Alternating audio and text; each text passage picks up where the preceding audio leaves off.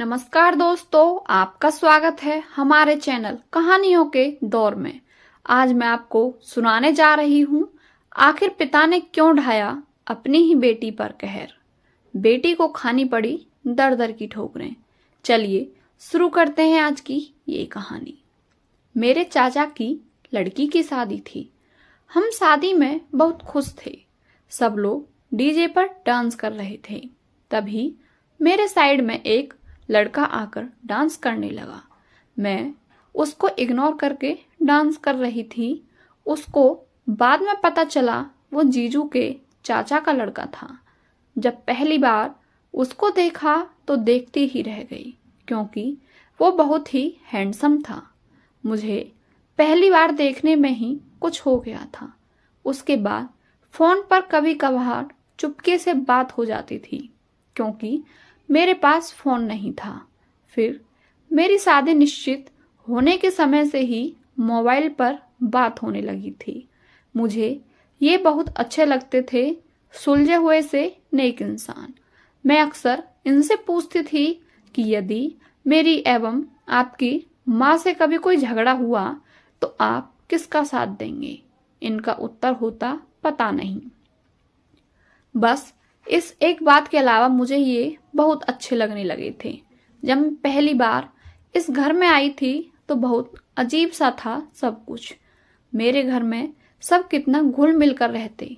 कभी कभी तो हम मजाक मजाक में किसी एक को चिढ़ाने के लिए उसकी थाली में रखे खाने को भी खा जाते। और यहाँ तो मजाल ही क्या कि कोई एक कमरे में एक टेबल पर बैठकर भी भोजन खा ले। सब राजा बाबू, सबको अपने अपने कमरे में खाना खाने का शौक था। इनकी माँ से बड़ा डर लगता था मुझे, जाने कब टोक दें।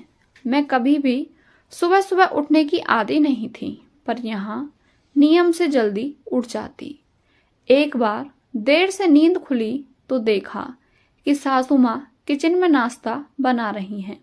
मेरे प्राण ही सूख गए कि आज तो ये बुढ़िया मेरी जान ही ले लेगी। पर कुछ भी कहा नहीं सासू माँ ने। बस पूछा कि तेरे लिए भी सेक दूं या नहा धोकर खाएगी। मुझे लगा लेट उठने पर ताना मार रही हैं मुझ पर। सासू माँ का साड़ी पहनने का तरीका बड़ा सलीकेदार था और मुझे साड़ी से बहुत चिढ़ थी। पहनने में ही घंटों लग जाते थे। फिर पहने पहने काम करना अजब हाल सा था मेरा।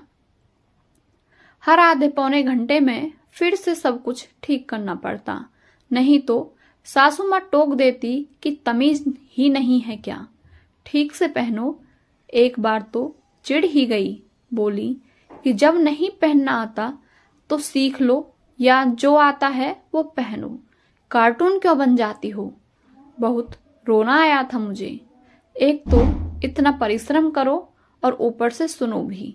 मैंने भी यह ठान लिया कि अब साड़ी जाए चूल्हे में। पति की भी बड़ी खराब आदत थी। घर आते ही पहले माँ के पास आकर बैठ जाते और कभी कभी तो घंटों बैठे रहते। किसे अच्छा लगेगा कि उसका पति उसके पास नहीं अपनी माँ के पास बैठ जाए। न जाने क्या खुसर फुसर करते दोनों। एक बार जब बहाने से उनके सामने आ जाती तो ऐसा लगता जैसे बात ही बदल दी हो उन्होंने। एक बार ऐसे ही टोह लेने के लिए चाय बिस्कुट लेकर गई तो सासू माँ बोल पड़ी कि बेटा तू क्यों इतना दुखी होती है, कभी चाय कभी पानी, जा आराम कर या यहीं बैठ जा। उस दिन तो मैं चली आई, पर सोचा कि जब स्वयं ही कह रही हैं तो कल से साथ ही बैठूंगी। साथ बैठी तो लगा कि ये लोग तो फालतू बातें करते रहते हैं या मेरे ही सामने ऐसा बन रहे हैं। जब मेरे बेबी होने वाला था तो डरते डरते पूछा था कि बच्चे का क्या नाम रखेंगे माँ। कितना खुश होकर सासू माँ ने उत्तर दिया श्याम, और मैं डर गई। पूछ ही नहीं पाई कि अगर बेटी हुई तो न जाने क्या क्या सोचकर मैंने वो दिन काटे। और जब मेरे बिटिया हुई तो पिछले 10 दिन से रामायण पढ़ती माँ की आंख में आंसू देखे थे मैंने। खुशी के थे या दुख के मालूम नहीं, पर महीनों तक उसकी मालिश से लेकर पॉटी तक सब काम मुझे ही करने पड़ते। मेरी बेटी के पैदा होने के बाद सब कुछ बदल गया था। सुबह को देर से उठती थी तो सासू माँ के ताने सुनने को मिलते, उठ गई महारानी, मैं तो नौकरानी हूं, पूरे दिन काम करते करते रहो। मैं चुपचाप सुनती रहती। पंकज भी खुश नहीं थे क्योंकि उनको बेटा चाहिए था। हमेशा माँ बेटा एक साथ रहते थे। अब मुझे उस घर में घुटन होने लगी थी। एक दिन तो पंकज और मेरी कहासुनी हो गई तो उन्होंने मुझ पर हाथ उठा दिया, लेकिन मैं अपनी बेटी के लिए सब झेलती रही क्योंकि मेरी मजबूरी थी कि मेरे मायके वाले भी ज्यादा अमीर नहीं थे। मैं अपनी बेटी को देखती तो सब गम भूल जाती थी। मेरी बेटी भी इतनी सुंदर थी कि किसी की नजर नहीं हटती थी, लेकिन मेरी सास और पति को दुश्मन लगती थी। मेरी बेटी थोड़ी बड़ी हुई तो सामान गिरा देती थी। एक दिन उसने पंकज का मोबाइल गिरा दिया। पंकज ने देखा तो पूछा, किसने तोड़ दिया फोन? मैंने कहा, खुशी ने गिरा दिया। खुशी का नाम सुनते ही पंकज का गुस्सा 7वें आसमान पर चढ़ गया। उसने खुशी को उठाकर पीटना शुरू कर दिया।